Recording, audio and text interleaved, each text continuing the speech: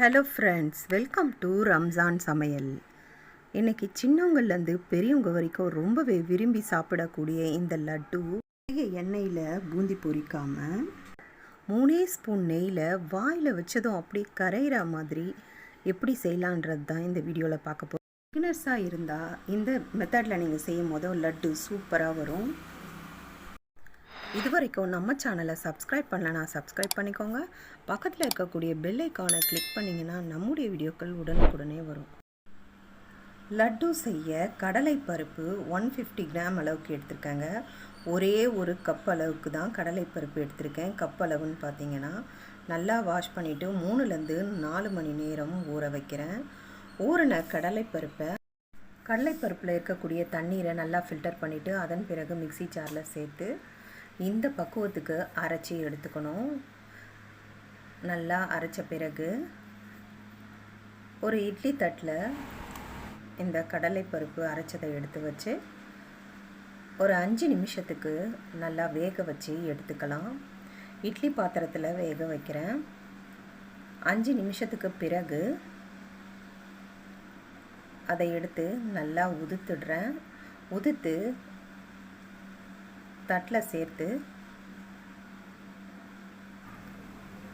நல்லா ஆற வைக்கிறேன். இதை நீங்கள் பொரிச்சு கூட செய்யலாம். நான் வேக வச்சு செய்கிறேன்.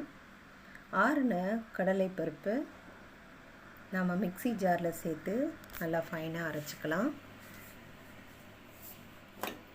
இப்போ அது இருக்கட்டும். ஒரு பேனில் 2 ஸ்பூன் அளவுக்கு நெய் சேர்க்கிறேன். நெய் ஹீட் ஆனதும் முந்திரி திராட்சைகளை பொன்னிறமாக வறுத்து எடுத்துக்கிறேன். இப்போது நம்ம மிக்சியில் அரைச்சதை சேர்த்துட்டு இது நம்ம வேக வச்சு எடுத்துருக்கிறதால இன்னும் ஒரு ஸ்பூன் சேர்த்துருக்கேன். இதோட 3 ஸ்பூனுங்க. இப்போது இதை நல்லா ஒரு 8லேருந்து 10 நிமிஷத்துக்கு நல்லா வறுத்து எடுத்துக்கிறேன். அதன் பிறகு ஏலக்காய் தூள் ஒரு 3 ஏலக்காய் நல்லா பவுடராக்கி சேர்த்துருக்கேன். நல்லா வறுத்து எடுத்ததை ஒரு தட்டில் சேர்த்துடுறேன். இப்போது அதே பேனில் 1.5 கப் அளவுக்கு சுகர் சேர்க்குறேன். நல்லா ஸ்வீட் நீங்கள் சாப்பிடக்கூடியவங்களாக இருந்தால் 2 கப் சேர்த்துக்கோங்க, கரெக்டாக இருக்கும்.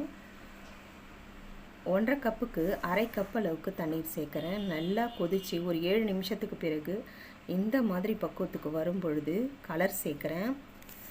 கலர் சேர்த்து அந்த சர்க்கரை பாகை எடுத்து நாம் இப்படி தொட்டு எடுத்தோம்னா ஒரு கம்பி பதம் வருது பாருங்கள். இந்த பக்குவத்துக்கு வரும்பொழுது நாம் ஏற்கனவே மிக்ஸி ஜாரில் அரைச்சி வச்சுருந்த இதை சேர்த்து நல்லா கலரணும்.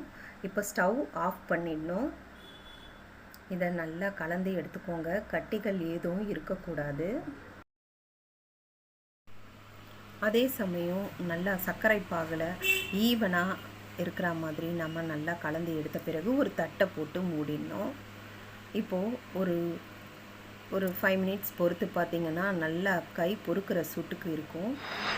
இந்த நேரம் என்ன செய்யணும், நல்லா கையில் அந்த லட்டுவுடைய பேட்டரை எடுத்து எந்த அளவுக்கு அழுத்தி பிடிக்க முடியுமோ நல்லா உருட்டி நமக்கு நல்லா ஒரு பால்ஸ் மாதிரி நல்லா இறுக்கமாக பிடிச்சோன்னா நமக்கு குண்டு குண்டாக லட்டு தயாராகிடுங்க.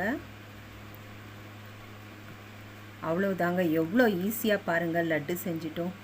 இந்த மாதிரி நீங்களும் ட்ரை பண்ணி பாருங்கள்.